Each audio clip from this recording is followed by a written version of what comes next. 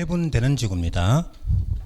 아까 고방특복, 보경방치계 그랬죠. 그럼 세분되는 지구는 보경방치계.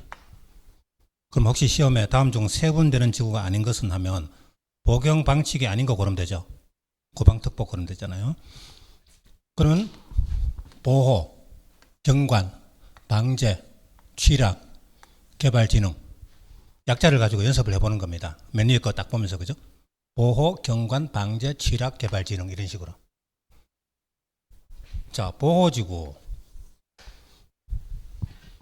자, 보호지구는 다시 세 가지가 있어요. 역사, 문화, 환경, 중요 시설물, 생태계, 보호지구. 그렇죠?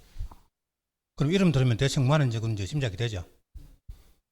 자, 고궁 근처에 아무 건물이나 막 들어서면 곤란하잖아요. 그런 데는 역사, 문화, 환경, 보호지구. 그럼 거기 건축자는 서울시 조례로, 서울시 지방의회 조례로 정한다 이겁니다. 그거 위반하면 2년 2천만 원 징역 벌금 돼요. 그럼 중개업자는 토지용계약에서 떼보니까 역사, 문화, 환경, 보호지구 돼 있더라. 그럼 그 안에 뭐 할 수 있고 없고는 중개업자가 확인해야 되죠. 서울시 조례 확인해가지고 그 사람한테 설명을 해줘야 된다. 거래 당사자에게 그 말입니다. 중요 시설물 보호지구. 예를 들어서 항만이나 공항이나 아니면 공공청사나 뭐 이런 주변을 중요 시설물 보호지구 이런 식으로. 생태계 보호지구는 희귀한 동식물 서식자 등. 그럼 여기서는 이름만 알면 돼요. 역중생 저자 따서 보호지구 역중생 이거 연습해야 돼요. 시험에 나와요.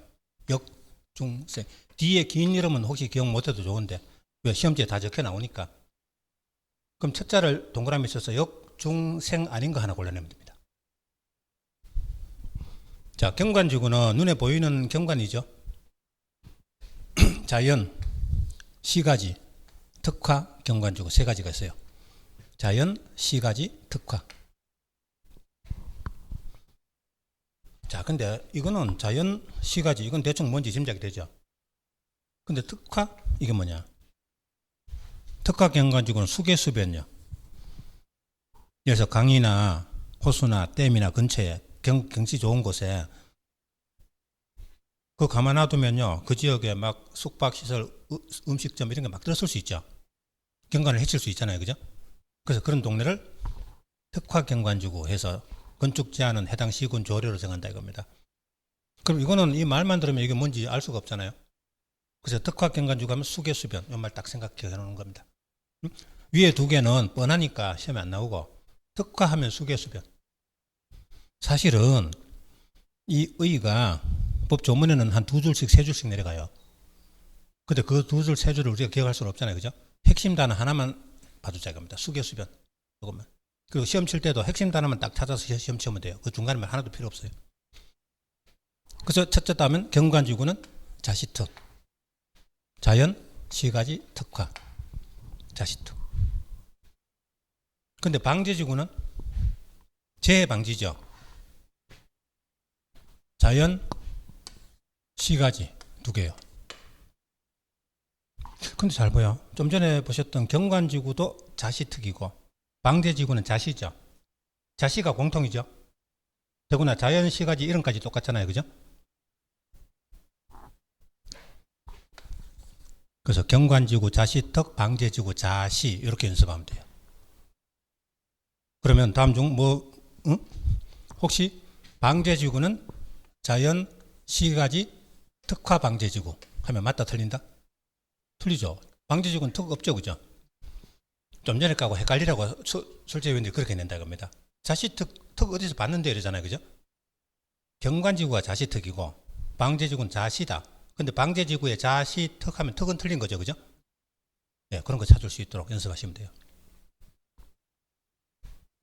자, 이번에는 취락지구입니다. 그럼 취락이 뭡니까? 사람들 모여 사는 마을. 그죠? 자, 생각해봐요. 서울시 외곽지역에 개발제한구역, 그린벨트 있죠? 또 여기서 밖에 나가면 저 밖에 녹지지역, 또 관리지역 이런 데 가면은 인구 밀도가 시내 주거 상업지역보다는 인구 밀도가 낮죠? 아무래도 띄엄띄엄 살잖아요, 그죠? 근데 우리 주상공, 주거 상업공업지역에는 사람이 많이 사니까 사람들 생활에 필요한 기반시설들, 도로, 공원, 학교, 철도 이런 거 잘 갖춰져 있어요. 그래서 주거 상업 공업지역에 사는 사람도 아주 편리하죠. 근데 저 밖에 개발제한구역, 녹지지역, 관리지역, 농림지역, 자연환경 보존지역은 사람들이 희박하게 산다 이겁니다. 그럼 이 사람들은 주상공 지역의 사람들보다 생활 편의를 훨씬 못 누리겠죠. 그죠? 같은 대한민국 국민인데 똑같이 세금 내는데 훨씬 더 혜택은 덜 본다 이겁니다. 그래서 이런 동네에 특히 사람들 모여 사는 동네를 취락지구라고 지정합니다. 그럼 취락지구 안에는 주상공 지역과 마찬가지로 각종 기반시설을 잘 갖춰주려고 노력합니다. 국가지자체에서 많이 해줘요.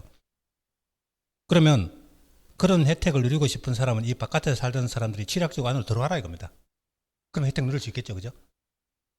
자, 전국 퇴거차 다 할 수는 없으니까 돈이 드니까 그죠? 다 할 수는 없으니까 취락지구 지정해서 그 안에는 그런 거 해주겠다 이겁니다. 이게 취락지구입니다. 근데 보세요. 녹지지역, 관리지역, 농림지역, 자연환경 보존지역의 취락지구를 자연취락지구, 개발제한구역의 취락지구를 집단취락지구. 어떻게 외우죠? 자취녹, 집치개 이렇게 외우면 돼요. 자취녹, 집치개. 그럼 자연취락지구는 자취녹이라고 써놓고 읽을 때는 자연취락지구는 녹관농지라고 하면 돼요. 집단취락지구는 개발제한구역이야. 근데 시험은 어떻게 나오냐? 자연취락지구는 개발제한구역의 취락정비를 위한 지구이다. 맞다 틀린다? 틀리죠. 자연취락지구 이쪽으로 가면 안 되죠. 이렇게 X. 자연취락지구 자취녹이니까 녹지지역에 나와야 되지. 개로 나오면 안 되죠. 자취개가 아니잖아요. 자취녹이잖아요. 그죠? 그래서 외울 때 자취녹 집치개라고 외워놓으면 자연취락지구 개발제한구역 이렇게 가면 틀린다. 집단취락지구 녹지지역 이러면 틀리죠. 집취녹이 아니죠. 그죠? 그래서 시험 칠 때 자취녹 하면 맞는데 자취개 하면 틀린다 이겁니다. 그렇게 약자만 딱 외워두면 오히려 그죠? 점수 맞기는 더 편리해요. 자취녹, 집치개. 그럼 이제 여러분요, 그린벨트 지역의 개발제한구역의 동네는 여기는 집단취락지구다. 저 밖에 관리지역의 취락지구는 요거는 자연취락지구다. 알 수 있는 거죠. 자, 개발진흥지구. 이 동네는 특별히 앞으로 개발하겠다. 그런 동네가 개발을 좀 적극적으로 하자. 개발진흥지구입니다. 원래 그 밑에 용도 지역이 있는데 그 위에다가 이 개발진흥지구 지정하면 더 적극적으로 개발하게 된다고 합니다. 종류가 주거, 산업유통, 관광휴양, 복합, 특정, 주산관복특. 자, 이름 들으면 알 수 있겠죠. 주거 개발하면 주택, 아파트 같은 거 많이 짓는 동네고, 산업유통 개발하면은 뭔가 공장을 짓거나 유통시설 설치하거나 이런 거. 관광휴양 개발. 자, 설악산 국립공원에 자연환경 보존지역이다. 어지간하면 손대면 안 돼요. 근데 여기 보니까 관광객을 위한 각종 숙박시설, 기타 식당 같은 거 설치하는 거. 이런 동네가 뭐다? 관광휴양 개발진흥지구. 그럼 여기는 일체 건물 못 짓지만 여기는 지을 수 있겠죠. 그죠? 이런 동네가 관광휴양개발진흥지구다. 그러면 요거 두 개요. 복합하고 특정 요거 두 개. 복합개발은 옆에다가 둘 이상 기능이라고 쓰세요. 복합은 둘 이상 기능. 앞에 거는 각각 기능이 한 개죠. 근데 복합개발은 앞에 거는 기능이 두 개 이상 들어가면 복합개발입니다. 그 다음에 특정개발은 옆에다 외 기능이라고 적어요. 앞에 없는 거. 여기 없는 어떤 새로운 기능이 들어가면 거기는 특정 개발입니다. 역시 길게 해봐야 기억 못하니까 복합 개발하면 둘 이상 기능, 특정 개발하면 외 기능 이렇게 기억하면 되겠죠, 그죠? 자, 이제 세분되는 지구 5개 했습니다. 여기 맨 앞에 가서 약자로 요거 5개 가지고 보죠. 일단 보경 방치기 하면 보호, 경관, 방제, 취락, 개발진흥 이렇게 먼저 연습하고, 그 다음에 잘 봐요. 보호는 뭐다? 역중생, 경관은 자시특, 방제는 자시, 취락은 자취녹, 집치개, 개발진흥은 주산관복특. 금방 연습되죠, 그죠? 그죠? 맨 앞에 요거 한 줄 가지고 좀 전에 약자를 연습하는 겁니다. 복습하실 때. 보호는 역중생, 경관은 자시특, 방제는 자시, 취락은 자치녹 집치계, 개발은 개발진흥은 주산관복특. 금방 끝나잖아요, 그죠? 그럼 그것만 하면은 좀 전에 보셨던 제가 한 10분 넘게 이야기했던 게 한 번에 쫙 정리가 된다고 합니다. 그렇게 외우시면 돼요.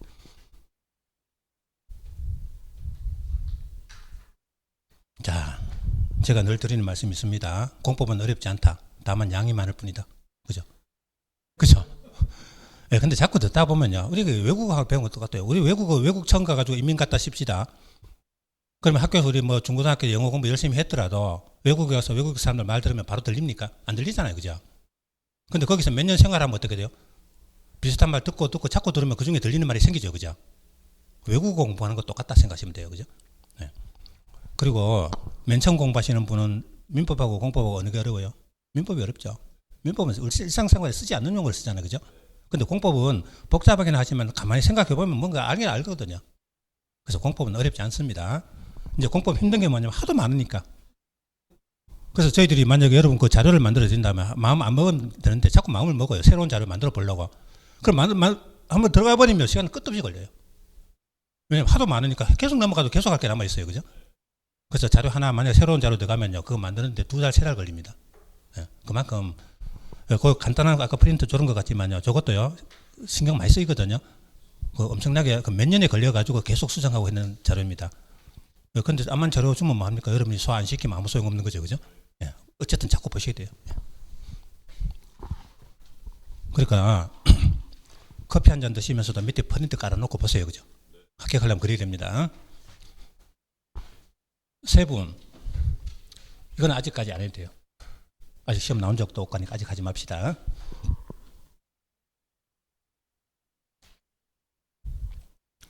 지금 안 한다고 해서 영영 안 하는 게 아니고요. 나중에 문제풀이 할 때 나오면 그때 또 합니다. 그죠? 예. 자, 이것도 생략하고 지구별 건축 제한. 지구를 지정하고 그 지구에서는 이러이러한 거는 할 수 없다. 건축 제한하는 겁니다. 그럼 우리 지역의 건축 제한은 대통령령이에요. 지구 건축 제한은 조례입니다. 지구 건축 제한 바로 위에다가 하나 적어봐요. 바로 위에 지난 시간에 했는 거지만 지구 바로 위에다가 지역 바로 밑에다가 지역 건축 제한은 뭐로? 대통령령. 지역 건축 제한은 대통령령이고 지구 제한은 조례입니다. 조례. 그럼 대통령령은 국회법 시행령입니다. 그럼 대통령령은 사실 대통령령이라고 되어 있지만 사실 주관 부처가 국토교통부에서 정하는 거죠. 그죠? 자, 그럼 여러분 대통령령하고 조례하고 어느 게 더 높아요? 대통령령이죠. 대통령령은 법령이잖아요. 그죠?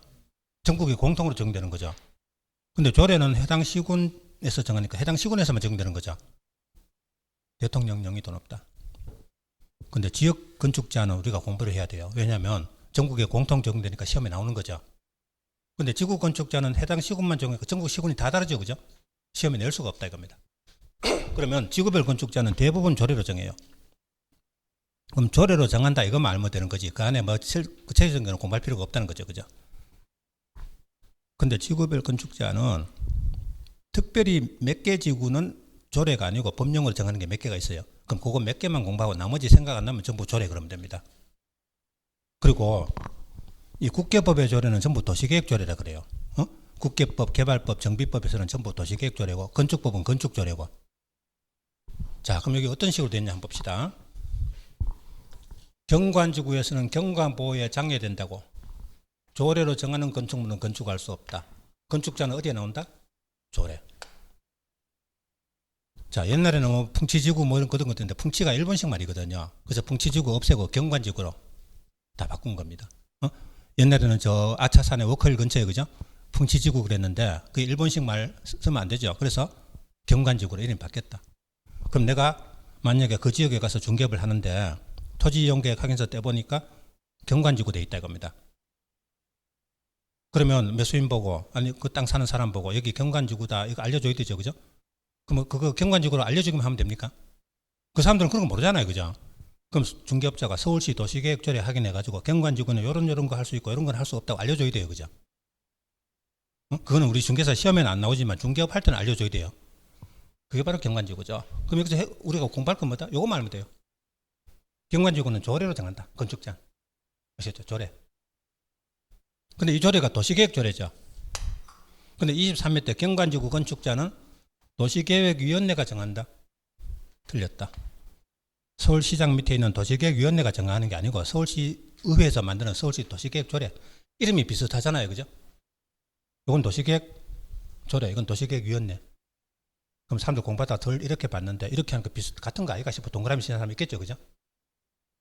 조례로 정한, 도시계획 조례로 정한 게 도시계획위원회가 정한다면 틀린다. 봐주시면 됩니다.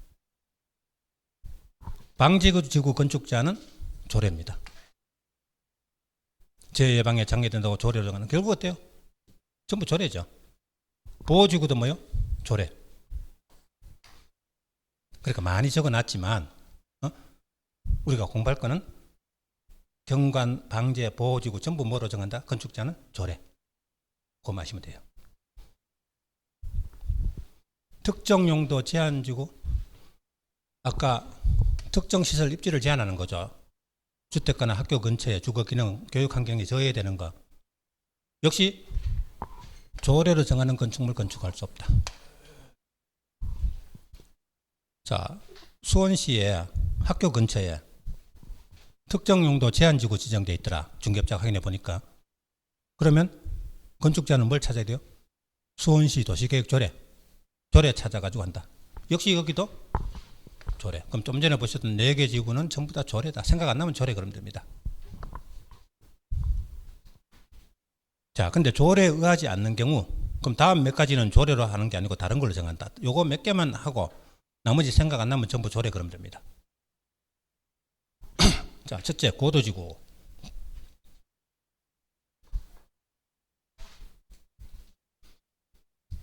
자, 성남시의 서울공항 근처에 고도지구 지정되어 있다고 합니다. 비행기 날고 뜨는데 높은 건물 있으면 안 되잖아요. 그죠? 고도지구 지정되어 있다. 그러면 거기에 고도지구의 높이 최고한도. 예를 들어서 20m. 이거 뭐로 정한다? 도시관리계획으로 정합니다. 이 자리에 도시계획 조례하면 틀린다. 이게 시험 2번 나왔어요. 아까 다른 지구는 도시계획 조례였죠. 근데 고도지구는 도시계획 조례가 아니고 도시관리계획이다. 그럼 도시관리계획은 이래요. 처음에 여기를 고도지구 지정할 때 도시관리계획 결정해서 성남시장이 도시관리계획 위반하고 결정해가지고 여기를 고도지구 지정하죠. 관리계획으로 고도지구 지정하면서 이 고도지구의 높이 최고한도는 20m다. 함께 정하는 거예요. 그럼 고도지구 지정하는 거하고 그 안에 높이하고도 다 관리계획으로 정하는 거죠. 그죠? 도시관리계획으로 고도지구 지정하면서 높이 최고한도 20m다. 동시에 정한다고 합니다. 그러니까 그 높이는 뭐다? 도시관리계획으로 정하는 거지. 성남시 이후에 도시계획 조례로 정하는 거 아니죠. 그래서 다른 지구는 대부분 조례였지만 도시계획 조례였지만 이건 도시관리계획이라고 합니다. 이런 거 알아요. 그리고 20m 하면 그 높이 이하로 지으라는 거죠. 그럼 초과할 수 없다. 초과할 수 없다는 건 뭐다? 이하로 지어라. 그죠? 20m까지는 지어도 되죠. 초과하면 안 된다는 겁니다. 다음, 개발진흥지구.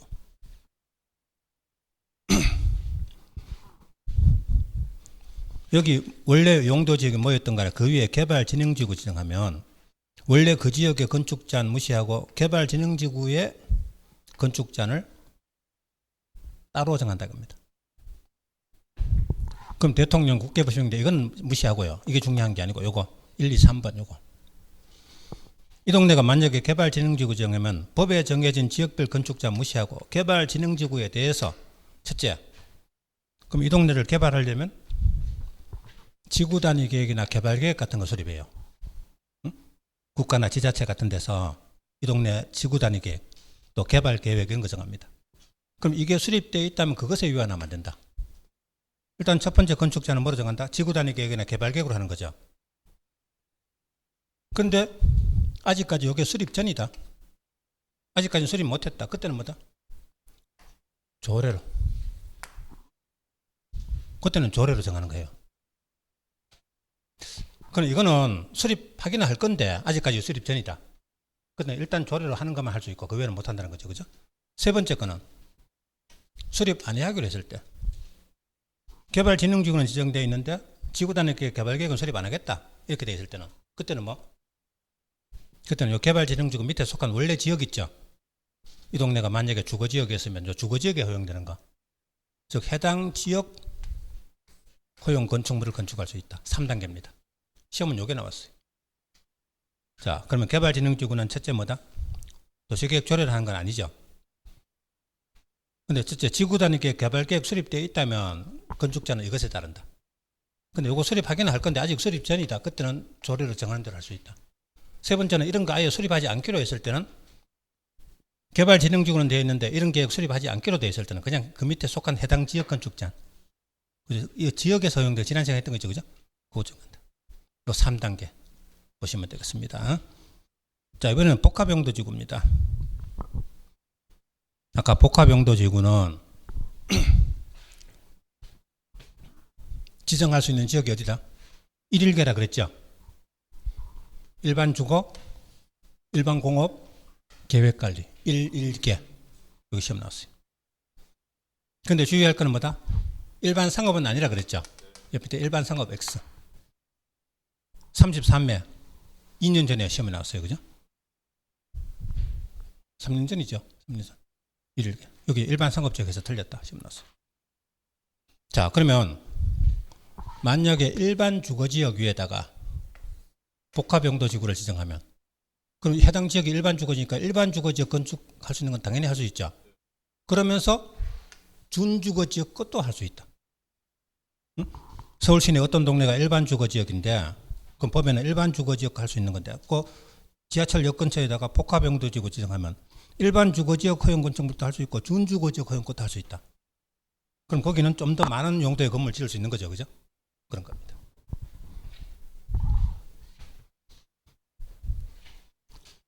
자, 그러니까 일반 주거지역 복합용도지구면 일반 주거지역 것도 되고 준주거지역 것도 된다. 다만 준주거지역에 할 수 있는 것 중에 다음 몇 가지는 안 된다. 안마시설소, 공장, 위험물시설, 동식물시설, 장례시설 이런 건 어때요? 준주거지역은 좀 더 상업성 강한 지역인데 일반 주거지역은 좀 더 주택가인데 그럼 준주거지역에 많은 것 중에 다른 거는 여기 되는데 이런 건 안 된다. 이런 거는 주거지역하고 성격이 좀 안 맞으니까 그죠? 안 되는 게 몇 개 있다는 겁니다. 이런 거 외울 필요는 없고요.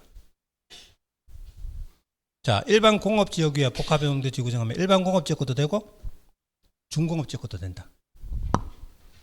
근데요, 오늘 지난 시간에 공업지역 가운데 전용공업, 일반공업, 중공업이 있는데 중공업지역은 아파트가 돼요. 근데 전용공업, 일반공업은 아파트 안 되죠.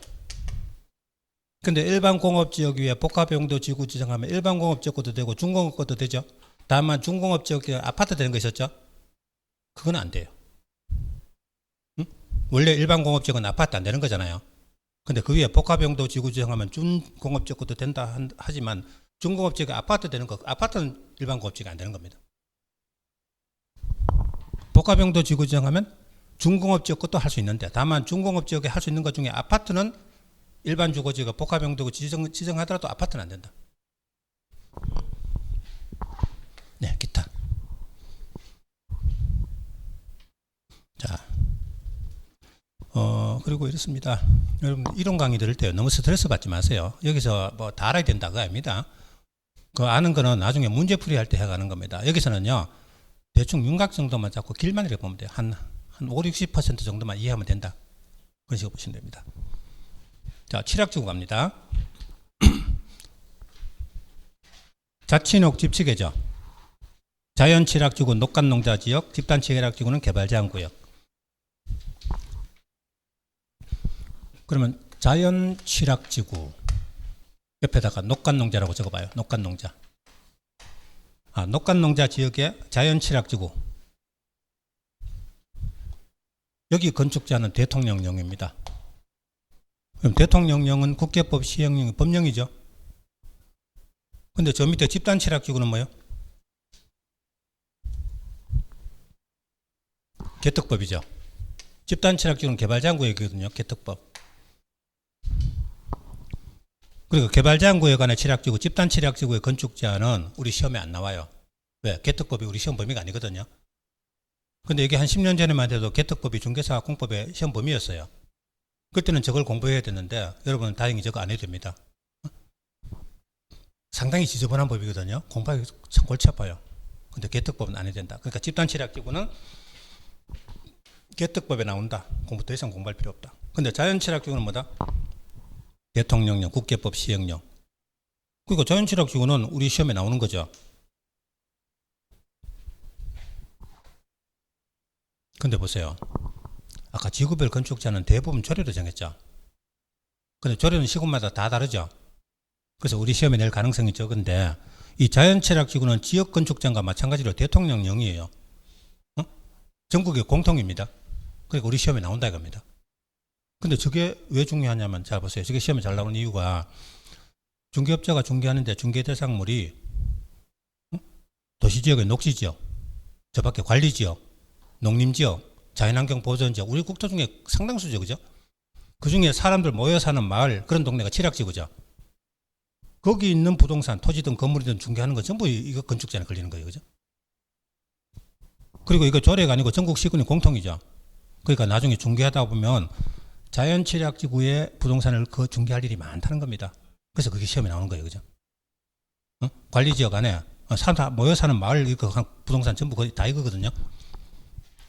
대통령령 시험에 나온다. 근데 요건 지금 압축한 건데요. 원래 그림은 이겁니다. 우리 지난 시간에 봤던 지역 안의 건축자하고 표가 똑같거든요. 그러면 다음에 있는 것은 건축할 수 있는 건축물이다. 그럼 다음에 있는 거는 전국 시군에 다 할 수 있어요. 무조건 할 수 있어요. 그리고 그 다음에 나오는 거 다음에 건축물은 해당 시군 조례로 정하면 할 수 있다. 그럼 해당 시군 조례 2000시 조례로 1번, 2번 된다고 되어 있으면 2번까지만 되고 나머지는 안 되는 거예요. 그죠? 사실은 중간에 3, 4, 5도 있는데 다 생략했어요. 자, 그러면 앞 페이지에서 봤던 거는 다 할 수 있는 거고 뒷페이지의 거는 해당 시군 조례로 그 중에서 뭐 된다면 되는 거면 되는 겁니다. 그죠? 시군마다 다 다른 거죠. 자, 근데 이걸 못 외우겠죠. 그죠? 근데 시험에 이렇게 나온다 겁니다. 25회, 31회, 29회 자꾸 나오잖아요. 그죠? 자, 그럼 이걸 외우는 게 아니고요. 한번 생각해 봐요. 자연취락지구, 녹관농자, 녹지지역, 관리지역, 농림지역, 자연환경보전지역에 사람들 사는 마을이다. 그럼 사람들 사는 마을이니까 사람들 주거 기능에 지장 주는 건 안 되겠죠. 그죠? 그런 각도에서 한번 생각해 보자. 일단 단독주택 될까요? 당연히 되죠. 취락지구니까 사람들 모여 사는 마을에 주택이 안 되면 되겠어요? 그 취지를 생각하면 됩니다. 외우는 게 아니고. 그럼 공동주택은 될까요? 빌라 같은 공동주택도 되겠죠. 취락지구니까. 근데 문제는 공동주택은 해당 시군 조례로 정하는 바에 따랐는데 아파트는 안 돼요. 왜냐하면 옆에 적어봐요. 녹지지역 관리 옆에다가 녹지지역 관리지역 4층이야. 우리 지난 시간에 했죠. 녹지지역 관리지역은 4층에야만 지을 수 있어요. 근데 아파트가 5층 이상이죠. 그래서 녹지지역 관리지역의 취락지구는 아파트는 안 되는 겁니다. 또 농림하고 자연 관리지역에 아파트 안 되는데 농림 자연에 아파트 될 리가 없죠. 그죠? 예, 그렇게 생각하면 돼요. 그래서 아파트 안 된다. 자, 그 다음에 이거 봐요. 일종 건생. 예. 예. 예. 일단 그 취락지구에는요, 그 지역 자체가 녹관농자 지역이니까 전부 4층 이하입니다. 근데 그 안에 취락지구 지정하더라도 아파트는 안 돼요. 나머지 연립 다세대 같은 건 되는데 아파트는 안 돼요. 단독주택하고 빌라 같은 건 되는데 아파트는 무조건 안 돼요. 그죠? 취락지구. 자, 그 다음에 사람들 사는 마을이니까 주민생활에 필요한 근린생활시설은 된다고 합니다. 뭐 마을회관, 한의원 이런 거. 그럼 시험에는 이런 게 나오더라도 가만 생각, 사람들 사는 마을이니까 이런 건 되겠지. 되면 돼요. 또 이종 근린생활시설 돼요. 근린생활시설 나중에 건축법에도 보고 하는데 노래 연습장도 됩니다. 왜? 그럼 녹관농자 취락지구 사람들은 그럼 노래도 못합니까? 그죠? 노래방은 하게 해줘야 되죠. 노래 연습장은 돼요. 근데 단란주점은 안 돼요. 안마실수 이런 건 안 되고. 근데 주의할 건 요거요. 음식점 있죠. 일반 음식점, 식당 이거 제외 안 된다. 아직 시험에 나온 적은 없지만 자연취락지구에는 식당은 안 된다. 그럼 중개업자가 식당 하는 사람 거기다 중개하면 안 되는 거죠, 그죠? 자연취락지구는 일반 음식점은 식당이거든요, 그죠? 휴게 음식점 같은 거는 커피숍이나 뭐 패스트푸드점 이런 거 있죠, 그죠? 전부 안 됩니다. 운동시설은 되겠죠. 주민들 사는 마을이니까 운동시설은 되겠죠, 그죠? 그리고 농가 농사 짓기 위한 창고 있죠. 농림축산업 창고 됩니다. 국방군사시설. 자, 농가 짓기 군부대 같은 거 있죠, 그죠? 된다고 봐야 됩니다. 이건 또 공공시설이니까 됩니다. 자, 요거 주의돼요. 동식물 시설이 돼요. 농가 지역의 취락지구 사람들은요, 그 주변에 농사 짓고 있는 사람들 많죠. 그러니까 동식물 시설. 예를 들어서 어떤 거요? 도축장이 동식물 시설에 들어가요. 됩니다. 그리고 축산업용 창고. 축산업 창고 여기 있죠, 그죠? 됩니다. 근데 31회 때 동물 장례식장 나왔어요. 도축장은 아직까지 살아있는 상태죠. 그러니까 동식물 시설이지만 동물 장례식장은 죽고 난 뒤죠, 그죠? 동물이 죽고 난 뒤에 이건 동식물 시설이 아닙니다. 그럼 요거는 뭐다? 요거는 옆에 법안에서 묘지 관련 시설. 앞에 살펴보세요. 묘지 관련 시설이라고 했어요. 어디까지나 동식물 시설이 된다고 되어 있지 묘지 관련 시설이 된다고 안 되어 있죠, 그죠? 요게 시험에 나왔어요. 그럼 다음 중 자연취락지구에 허용되지 않는 것은 해서 요거 고르는 문제가 시험에 나왔다. 그러면 그때 사람들이 요거 두 개 가지고 고민을 많이 했다. 근데 저거는 아직까지 살아있는 거니까 동식물 시설이니까 저건 되는데 동물 장례식장은 이미 죽고 난 뒤니까 동식물 시설이 아니다. 묘지 관련 시설이다. 그래서 안 되는 거다. 보세요. 사람들 사는 마을에다가 동물 장례식장을 설치하면 안 되겠죠, 그죠? 네. 근데 이건 왜 되냐? 보세요. 저 시골 마을 같은데요. 만약에 도축장을 한다면 도축장에는 근처에 도로라든지 수도, 상하수도라든지 이런 전기 같은 게 잘 공급이 돼야 되겠죠, 그죠? 뚝 떨어진 곳에는 그런 게 없잖아요. 그래서 합수시 자연취락지구에는 그런 게 도축장이 허용되는 겁니다. 방송통신시설, 방송국 시험 2번 나왔는데 그럼 방송국은 주거 기능에 별 지장 없죠. 그래서 된다 이겁니다. 자, 나머지인데요. 외우지 않고 가만히 생각하면 돼요. 취락지구는 사람들 모여서 하는 말이니까 주민생활에 필요한 이런 시설은 되고 동식물 시설은 되는데 이런 것도 그 지역에 참고되는데 요거는 죽고 난 뒤니까 안 된다. 그래 생각하면 외우지 않고도 충분히 찾을 수 있습니다. 답을. 시험은 몇 번 나왔어요. 네. 자, 그 정도 하고 넘어갑니다. 취락지구 주민지원사업은 아직 안 해도 돼요. 네, 그 정도 하고 지역지구 건축 제한 특례 잠깐 볼까요? 그러면 지역이나 지구 안에 건축을 할 때는 법령이나 조례로 정한 건축 제한을 지켜야 되겠죠. 위반하면 2년 2천만 원 징역 벌금입니다. 지역지구 안에 건축 제한 위반해서 건축하면요 2년 2천만 원 징역 벌금 돼요. 그런데 도시계획시설은 그럼 도시계획시설은 공공시설이죠. 도로, 공원, 학교, 철도 이런 거거든요. 이런 거는 법령에 정해진 지역지구의 건축 제한을 적용한다 안 한다? 적용 아니 한다. 여기서 적용한다 하면 틀려요. 적용 아니 한다. 왜 그렇죠? 자, 보세요. 김포공항 주변이 만약에 자연녹지지역이라 되어 있다 칩시다. 서울시에서 자연녹지지역 되어 있다 칩시다. 다시요. 그게 아니고요. 김포공항 근처가요. 고도지구 지정되어 있다 칩시다. 그렇겠죠. 공항 근처니까 고도지구 되어 있겠죠. 건축물 높이 최고 한도가 20m라고 되어 있다 칩시다. 20m 이하로 지어야 되죠. 근데 공항에 관제탑이 이렇게 있어요. 20m 넘을 수 있다 없다? 있다겠죠.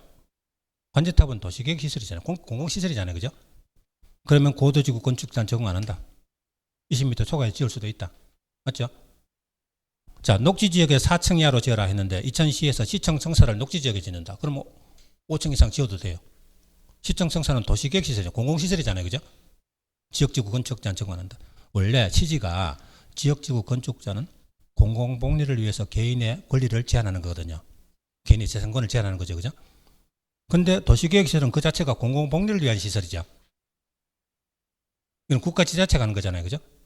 그러니까 지역지구 건축 제한 적용 안 한다. 관계없이 지을 수 있다 이 말입니다. 그럼 여기서 우리 기억할 거는 적응 안 해야 한다는 거 알면 돼요. 자, 리모델링 특례는 아직 할 필요 없고, 시험에 나온 적도 없고, 이제 용도 구역으로 넘어갑니다. 자, 도시관리계획 1번이 지역지구입니다. 2번이 구역이에요. 그러면 아까 말씀드렸지만 지역은 제일 중요해서 시험에 한 3문제, 4문제 나오고, 지역은 할 게 많아요. 그죠? 근데 지구는 한 문제 정도, 구역은 한 문제 나올까 말까 정도. 이 구역이 4개입니다.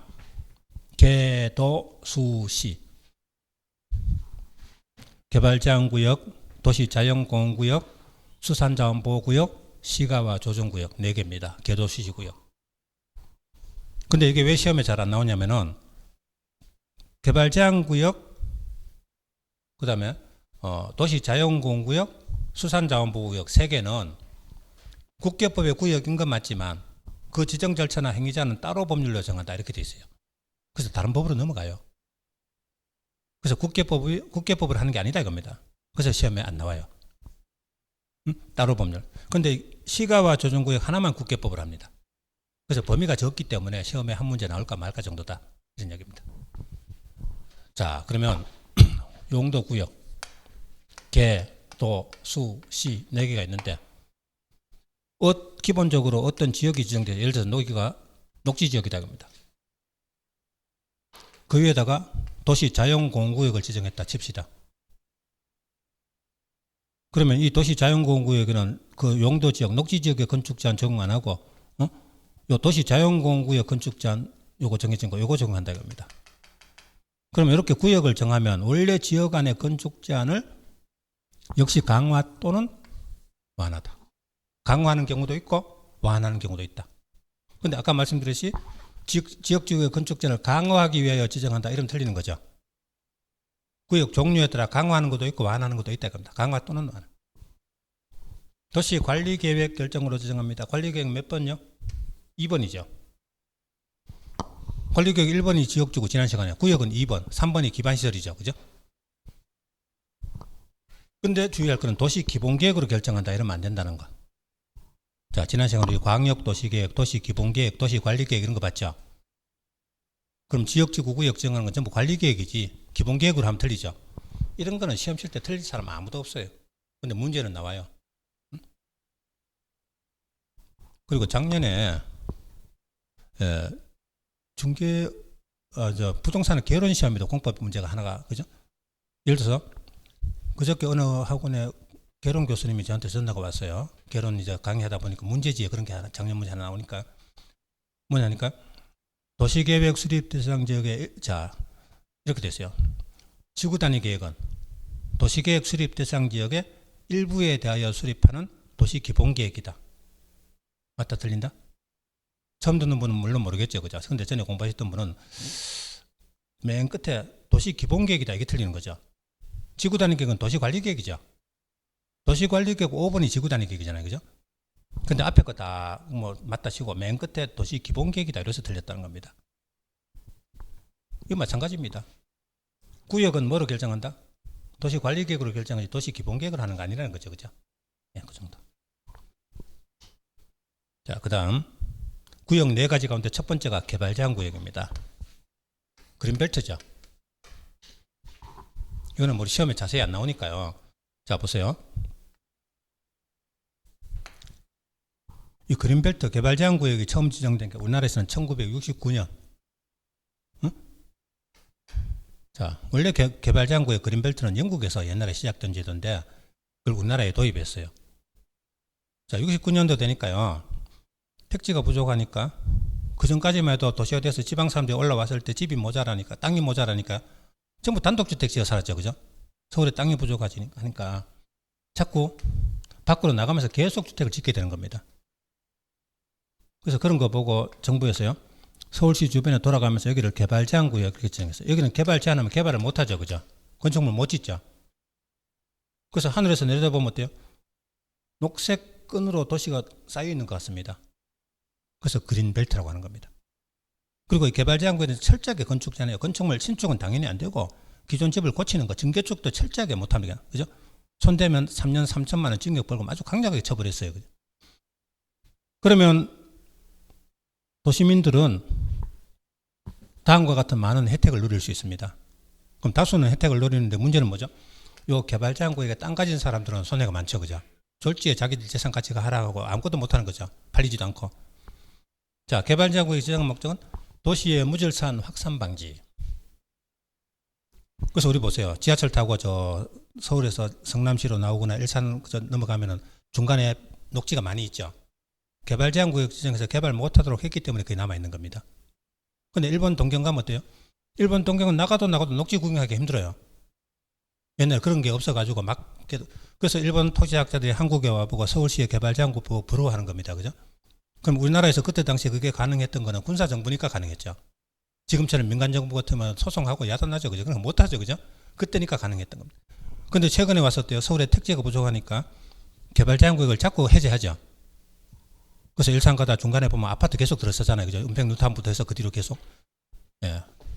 자, 그게 특히 과천시는 시 전체 면적의 98%가 개발제한구역입니다. 그린벨트예요. 그죠? 근데 문제는 그 개발제한구역이 해제된다는 정보를 빨리 아는 사람은 돈 벌죠. 그죠? 중개업자가 그 정보를 제일 먼저 알면 어때요? 중개업자가 돈 벌죠. 네, 그런 겁니다. 자, 그러면 개발제한구역은 도시의 무질서한 확산 방지, 자연환경 보전, 생활환경 확보, 조금만 나가면 녹지를 만날 수 있다. 군부대 주변에 보니까 개발 못하게 하죠. 군부대 주변에 녹지가 있죠. 그게 바로 개발제한구역입니다. 보안상 도시개발제한입니다. 자, 그러면 시험에 보안상 도시개발제한을 위하여 시가와 조정구역을 지정한다. 맞다, 틀렸다? 틀렸다. 무슨 구역? 개발제한구역. 자, 여기서 이쪽으로 화살표 끄면 되죠. 그러면 내가 중개업자로서 고객, 매수인 데리고 지나가는데 요 개발제한구역 옆에 여기 녹지가 있다. 여기는 건축물 왜 지으면 안 됩니까? 이렇게 말할 때 뭐라고요? 여기는 개발제한구역이다. 그래서 개발 못한다. 이랬더니 시가와 조정구역이다. 이러면 잘못 말한 거죠. 그죠? 그렇죠? 보안상 개발제한은 개발제한구역이다. 그리고 도시관리계획 2번 결정에서 정합니다. 근데 이 결정권자가 누구죠? 여러분, 구역이 결정권자가 각각 다른데 이 개발제한구역은 이걸 만약에 지정하고 해제하는 권한을 시도의사에게 넘겨주면요. 시도의사가 선거 때 표의식에서 막 해제해줄 가능성이 있어요. 그죠? 그래서 개발제한구역은 누구만? 국장만, 중앙정부의 국장만 결정하도록 되어 있습니다. 자, 물론 이 자리에 시도지사 그러면 틀리겠죠. 그죠? 국장이다. 그리고 개발제한구역 행위자는 개특법으로 정해요. 근데 개특법은 우리 시험 범위에서 빠졌다. 그러니까 이거는 시험에 나올 거 없다. 그럼 여기서 요거 하나, 시험에 나온 거 요거 하나. 보안상 개발자는 개발제한구역이지 시가와 조정구역 아니라는 거. 요거 하나 아시면 돼요. 도시 자연공원구역. 역시 도시관리계획 결정에서 정합니다. 관리계획 2번이죠. 그 결정권자가 누굽니까? 시도지사. 요거는 시도지사. 지난 시간에 했던 겁니다. 결정권자. 행위자는 도시공원법. 이건 시험에 나올 거 없고. 근데 29회 시험 때 도시자연공원구역은 국장 아니죠? 아까 개발제한구역이 국장이었죠. 도시자연공원구역은 시도지사다. 도시관리계획 결정으로 지정하지 광역도시계획으로 지정한다. 틀리죠? 이번 구역은 전부 도시관리계획으로 하는 거지. 아까처럼 도시기본계획으로 광역도시계획으로 하면 다 틀린다는 겁니다. 자, 그 다음 수산자원보호구역은 역시 도시관리계획 결정에서 정합니다. 근데 그 결정권자가 누굽니까? 수산자원보호구역은 바다 위에 지정하는 거예요. 그죠? 남면에 바다에 양식업 하는데 그 근처에 공장 폐수 쏟아내는 공장이나 이런 거 들어서면 안 되겠죠. 그죠? 그래서 수산자원보호구역 이렇게 지정한다. 누가요? 해양수산부 장관. 해장. 구역 가운데 이거는 바다니까요. 해양수산부 장관. 여기서 시도지사 하면 틀린다 이겁니다. 또 도시기본계획에도 틀리죠. 관리계획이죠. 행위자는 수산자원관리법으로 정합니다. 시험에 나온 적은 없지만 밑에다가 수산업법 X. 수산업법이 아니고 수산자원관리법입니다. 보세요. 수산자원보호구역은 관리하는 거지 수산업하고 관계 있는 건 아니잖아요. 그죠? 그래서 모의고사에 보면 수산업법에서 틀린다. 수산자원관리법이다. 별로 중요한 건 아닌데 시험에 나온 것도 아니고. 자, 결국은 하나 남았습니다. 시가와 조정구역 하나만 국계법을 해요. 4개 구역 모두 다 국계법의 구역이지만 그 지정하고 행위하는 행위제한 같은 걸 직접 국계법으로 정하는 건 시가와 조정구역 하나밖에 없다. 그럼 요거 하나는 잘 해놔야 됩니다. 한 문제 나올까 말까인데 뭐 한 2년에 한 번 정도 시험 나오면 됩니다. 도대체 시가와 조정구역이 어떤 것일까요? 자, 우리나라 전국 도시 가운데 최근 20년 내에 가장 인구 성장률이 높았던 도시가 어딜까요? 요즘 지방에 가면요, 인구가 줄어서 전부 아우성입니다. 저 부산이나 울산이나 포항 같은 그죠? 대도시, 공업도시, 산업도시 있죠. 구미 이런데도 옛날에는 산업도시는 인구가 몰렸잖아요, 그죠? 근데 지금은 인구가 줄어가지고 야단입니다. 자, 그러면 그렇게 줄어드는, 그럼 그 줄어든 인구가 전부 어디로 가요? 수도권으로 다 지금 들어오고 있죠, 그죠? 그럼 수도권은 자꾸 도시가 커져요. 그래서 전부 인구가 주는데 인구가 폭발적으로 늘어난 도시가 있습니다. 어딜까요? 전국에서 인구 성장을 가장 높은 도시. 자, 용인시. 용인시가 지금 2000년대 처음 들어올 때만 해도 인구 한 20만, 30만 그 정도밖에 안 됐죠. 지금 100만 넘었잖아요, 그죠? 그 옆에는 화성시 최근에 인구 늘어나고 있는 것이죠. 용인시가 다 차니까 이제 화성시로 가는 거죠, 그죠? 그럼 이런 지역에 생각해봐요. 옛날에 용인시가 요만했는데 지금은 이만큼 커졌다. 그럼 이때 당시에도 용인시나 경기도나 이런 데서는 이 지역이 앞으로 인구가 들어올 거다, 개발될 거다 짐작 가능하죠. 근데 이걸 가지고 가만 자연적으로 개발하도록 놔둬버리면요, 여기 토지 소유자들, 건설업자들이 자기 마음대로 건축물 막 지어 버립니다. 도시계획도 없는 상태에서 막 들어오는 거죠. 그럼 나중에 시에서 도시계획에서 도로 하나 설치하려도 하기 힘들죠. 이미 다 차지하고 있어가지고. 그럼 도시가 무질서한 시가화가 진행되는 거죠. 시가지가 들어서면 시가화잖아요, 그죠? 자, 그럼 이럴 가능성이 있는 데를 미리 여기를 시가와 조정구역이라고 지정합니다. 자, 용인시장이 도시관리계획 위반하고 경기도지사가 결정해가지고 여기를 시가와 조정구역이라고 지정해요. 그리고 시가와 조정구역에서는 법으로 국계법에서 이런 자, 일단 시가와 조정구역 일단은 개발하지 마라. 개발 금지입니다. 그럼 시가와 조정구역 지정할 때요, 도시관리계획으로 시가와 유보기간이라는 걸 함께 정해요. 5년 이상 20년 이내에서. 자, 아직 책 보시지 말고 여기 보세요. 도시관리계획 결정해가지고 시가와 조정구역 지정할 때 시가와 유보기간을 함께 정한다. 5년 이상 20년 이내 사이에서. 그럼 10년 할 수도 있고 20년 할 수도 있죠. 그럼 시가와 유보기간 동안에는 이 구역 안에는 개발 금지입니다. 건축물 짓지 마라. 근데 절대 금지냐, 원칙적으로 금지인데 예외가 있어요. 법에 있는 다음에 것들은 해도 된다. 예를 들어서 개발 못하더라도 그 동네 살던 사람 농사는 계속 지어야 되겠죠. 그래서 농인모면 건축물 된다. 그 다음에 공공시설 된다. 법에 있는 것만 할 수 있어요. 근데 법에 있는 거 할 수 있어도 그냥 할 수 있는 게 아니고 관할 시장군수 허가를 받아야 할 수 있습니다. 자, 그리고요, 시가와 유보기간 끝나고 나면 끝난 날 다음 날부터 더 이상 시가와 조정구역 지정이 실효됩니다. 그럼 시가와 유보기간 만약 20년 정했다면 20년 되는 날 다음 날 더 이상 시가와 조정구역 아니게 돼요. 그때부터 이 동네를 계획해서 계획적 단계적으로 개발하는 겁니다. 자, 한번 보세요. 시가와 조정구역 목적은 뭐다? 유보기간 동안에는 도시의 무질서한 시가와 방지죠. 시의 동그라미. 유보기간 끝나고 나면 이제부터 도시계획에서 계획적 단계적으로 개발하겠다는 거죠. 유보기간 동안에는 개발 금지고 유보기간 끝나고 나면 계획적으로 개발하겠다는 겁니다. 이게 바로 시가와 조정구역입니다. 자, 한번 생각해봐요. 그럼 시가와 조정구역의 땅은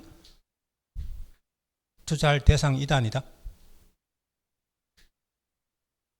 자, 우리 옛날에 생각해봐요. 옛날에 우리 국제공항 저기 말이야, 영종도 국제공항 처음 생길 때, 그럼 그 지역에 가면 공항 청사만 있고 그 주변에 빈 땅이 많았죠, 그죠? 근데 그때 이 생각했어요. 야, 저 빈 땅을 저거 왜 늘려둘까? 저기를 왜 사람들이 개발 안 할까? 이 생각할 수 있잖아요, 그죠? 근데 지금 가면 어때요? 그 주변이 다 개발돼 있죠. 그때 시가와 조정구역 지정하면, 자, 거기를 국토교통부 장관이 시가와 조정구역 이렇게 지정합니다. 그리고 유보기간 동안 개발 금지입니다. 유보기간 끝나고 나서 계획적으로 개발하겠다는 거죠. 그게 돼 있죠. 그러면 그 지역에 땅 사는 사람 입장에서는 생각해 봐야 돼요. 앞으로 유보기간이 몇 년 남았는지 보고, 아직 많이 남았으면 땅 사가지고 이자하고 여러 가지 계산하면 답이 안 나오죠, 그죠? 근데 몇 년 안 남았다. 한 5년밖에 안 남았다. 그럼 지금 아직 가격 싸다. 그 몇 년 뒤에 얼마나 오를 거 생각하면 지금 사둘 수 있겠죠, 그죠? 그래서 그게 바로 시가와 조정구역이 됐으면은 그 남은 기간이 중요한 거다 이 말입니다. 시가와 조정구역은 도시관리계획 2번 결정에서 정합니다. 근데 결정권자가 누굽니까? 만약에 그 시가와 조정구역이 국가계획 연계할 때는 국장이 결정하고 국가계획과 관계없을 때는 시도지사가 결정합니다. 그럼 아까 용인시에서 시가와 조정구역 국가계획 관계없는 거는 경기도지사가 결정하고 인천국제공항 근처에 국가계획 연계에 있는 시가와 조정구역은 국토교통부 장관이 결정한다 이 말이죠. 두 개로 나눠줘요. 그리고 도시관리계획으로 지정하는 거지 광역계획으로 틀렸죠. 기본계획으로 틀렸죠. 도시관리계획이라는 겁니다. 시가와 유보기간 도시관리계획 결정에서 여기를 시가와 조정구역이라 지정할 때 시가와 유보기간을 함께 정하죠. 그러니까 시가와 유보기간은 도시관리계획으로 결정하는 거죠. 도시관리계획 결정하면서 여기 시가와 조정구역을 지정하면서 동시에 유보기간을 함께 정하거든요. 그러니까 시가와 유보기간은 뭐로 정한다? 도시관리계획으로 정한다. 5년 이상 20년 이내에서 정합니다. 그리고 최하 50년, 최대 20년, 최대 20년, 5년 이상 20년 이내 사이에서 X를 정하는 겁니다. 여기 시험 4번 나왔네요. 5년 이상 20년. 자, 시가와 유보기간은 20년이다. 맞아요? 20년이다 하면 틀리죠. 5년 이상 20년이죠. 그죠? 그 사이에서 정하는 거죠. 꼭 20년은 아니죠. 시가와 유보기간이 끝난 날의 다음 날부터 시가와 조정구역 지정은 효력을 잃는다. 실효하죠. 그리고 그 실효 사실을 고시해야 됩니다. 사람들이 알 수 있도록. 자, 그럼 언제 실효됩니까?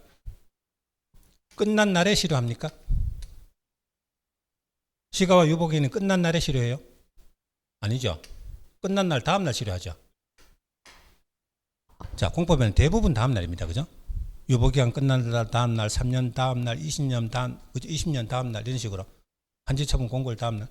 근데 다음 날 아는 게 하나 있다 그랬죠. 지난 시간에 했던 거. 도시관리계획 효력은 지정되면 고시한 날부터. 그거 하나만 날부터고 나머지는 전부 다음 날입니다. 여기는 끝난 날에 실효한다면 안 되고 끝난 날 다음 날 실효합니다. 자, 그리고 고시해야 되죠. 근데 고시일 다음 날. 저거 봐요. 고시일 다음 날에 실효한다. 맞다 틀렸다? 틀렸어요. X. 만약에 끝난 날에 고시를 했다면 고시일 다음 날 해도 맞겠죠.